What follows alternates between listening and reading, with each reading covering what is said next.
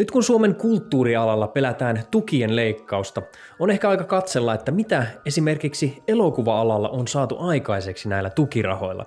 Tässä Roosa Meriläinen kertoo Helsingin Sanomien haastattelussa. Tiukentunut taloustilanne ei voi olla näkymättä taiteen monimuotoisuudessa ja sisällöissä. Ahaa, eli nyt kun tuista leikataan, niin ei voikaan enää tehdä vasemmistolaista genderqueer-pakotusta, seksuaali-identiteettipolitiikkaa ja käyttää positiivista erityiskohtelua saamaan aliedustettuja ryhmiä jonon eteen. Nyt kun siis käy täysin selväksi, että se ei kiinnosta kuin aivan minimaalista kansanosaa. Jos olisin vastuussa jonkin taideprojektin budjetista ja työntekijöiden toimeentulosta, tekisin vain takuuvarmaa hittikamaa. Ja mä oon samaa mieltä. Nyt tarvitaan taloudellisesti kannattavia elokuva- ja TV-sarjahittejä. Mutta osaako Suomen elokuvateollisuus tehdä niitä? Katsotaanpa, mitä sieltä on tulossa.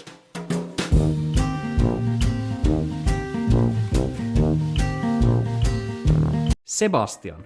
Max on kunnianhimoinen nuori kirjailijan alku, joka pyrkii Lontoon kulttuuripiireihin ja etsii öisin inspiraatiota esikoisromaaninsa Maksettuna seuralaisena. Salanimellä Sebastian. Maksettuna seuralaisena, siis mieshuorana. Intohimoiset kohtaamiset miesten kanssa tarjoavat kirjallista aineistoa menestyksen nälkäiselle Maxille. Kuinka moni teistä, ihan rehellinen kysymys, voi olla, että on laiton kysymys, mutta moniko teistä on menossa katsomaan Sebastian mieshuoran tarinan elokuvateattereihin?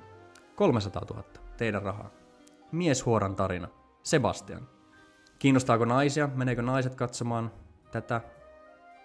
En osaa sanoa, en puhu naisten puolesta lainkaan, en viitti ottaa sellaista painetta niskoihin. Mutta voin sen sanoa, että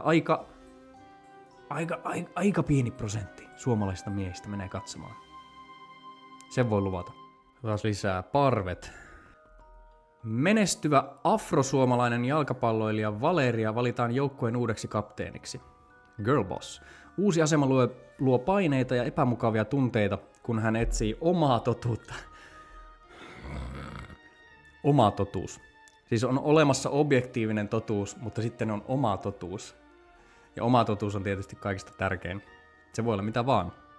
Ei-binääri duunari Aurora haluaisi löytää oman paikkansa ja tulla kohdatuksi, mutta kokee itsensä näkymättömäksi. Eli haluat ystäviä, mutta tunnet, etteet löydä ystäviä. Jos tekee omasta seksuaali-identiteetistään, sukupuoli-identiteetistään sen sun koko persoonallisuuden, niin siinä on aika hankala sitten löytää ystäviä.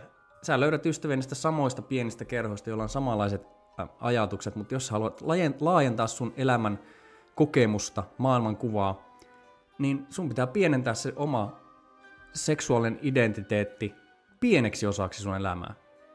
Maailmassa on niin paljon muitakin asioita kuin seksuaalisuus. Mä en tiedä, miksi tää on niin vaikeeta. Rakkautta etsivä Noora kokee, että hänet nähdään vain hänen tumman ihonsa ja kiharan tukkansa kautta. Fucking boring.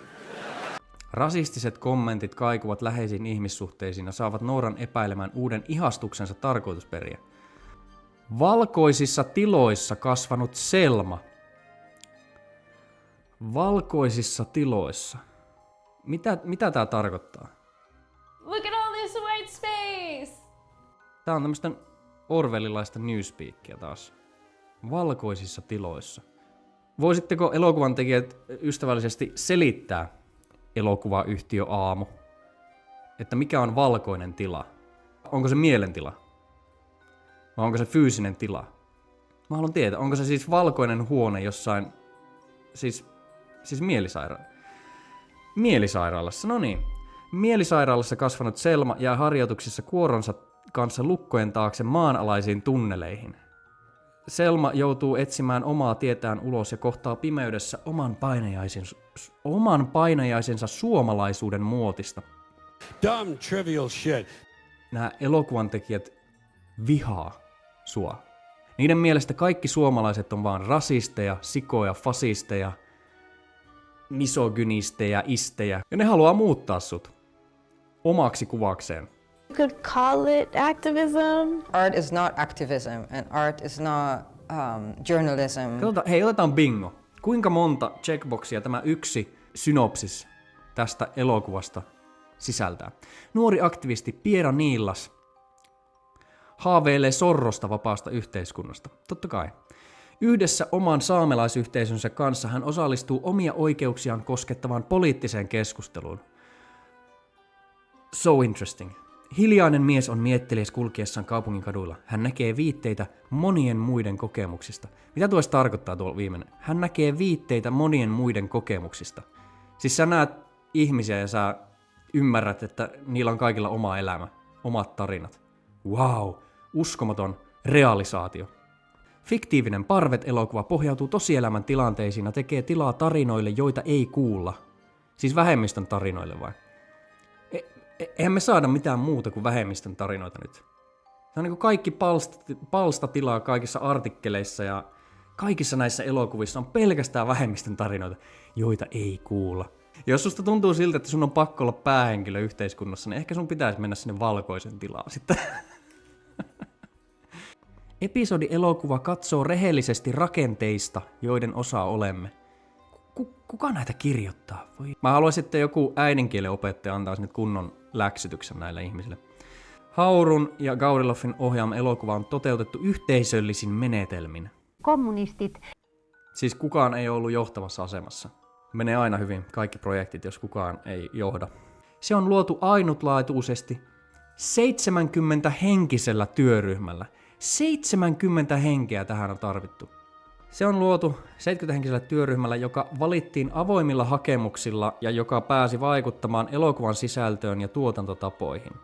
Eli tätä ei ole siis käsikirjoitettu. Tätä ei ole suunniteltu lainkaan. Ei ole käsikirjoitettu. It's a bold strategy, Cotton. Let's see if it pays off for 'em. Tavoitteena on ollut kehittää dramaturgisia työkaluja, jotka edesauttaisivat vähemmistöihin kuuluvia ihmisiä Suomessa.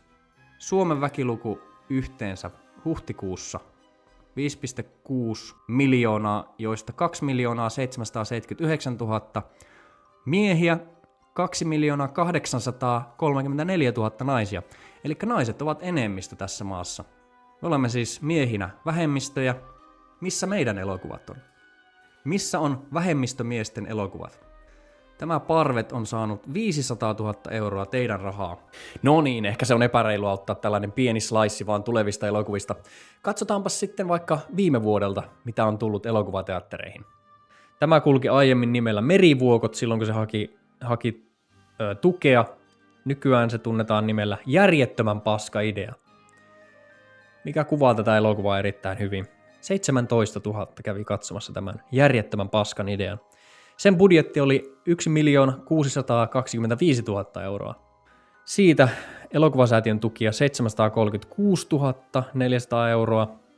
Ja lipputulot, kun siitä on vähennetty Finkinon osuus, on 105 700 euroa. Tulokseksi jää miinus 1,5 miljoonaa euroa. Järjettömän paska idea. No, kuten Suomen elokuvasäätiön johtaja Lasse Saarinen sanoo Helsingin Sanomissa, kulttuurialan tukien leikkaukset vaikuttavat elokuva-alaan pahasti. Se tarkoittaa sitä, että yleisölle on vähemmän elokuvia katsottavaksi. Kysyisin vaan, että mille yleisölle, koska ei näitä elokuvia selvästikään tehdä suomalaiselle yleisölle. Niitä ei ole käynyt katsomassa kukaan lähes teattereissa. Viime vuoden parhaan Jussi-palkinnon saanut Mummola, sitä kävi 35 800 ihmistä katsomassa. Ja se menetti teatterilipun myynnissä 900 000 euroa, eli miinus 900 000 oli tulos. Pelkkä teatterilipun myynti, ei siis streaming. 4 pientä aikuista, polyamoria-draama, miinus 1,6 miljoonaa euroa. Valoa, teini, lesbodraama, miinus 1,18 miljoonaa euroa. Joten mille yleisölle? Ehkä jos nämä elokuvat on tällaisia, niin ehkä se on hyvä, että niitä tulee 1-2 vähemmän vuodessa. Niin ei tarvitse yleisön käydä kärsimässä. Jos elokuva-ala ei pysty palvelemaan yleisöä, joka tämän koko homman jo maksaa veroista, niin ehkä se on hyvä, että sieltä leikataan. Että tälleen me elokuvia tehdään, tällaisia tarinoita ne on. Tämä ei niinku voi olla näin. Ja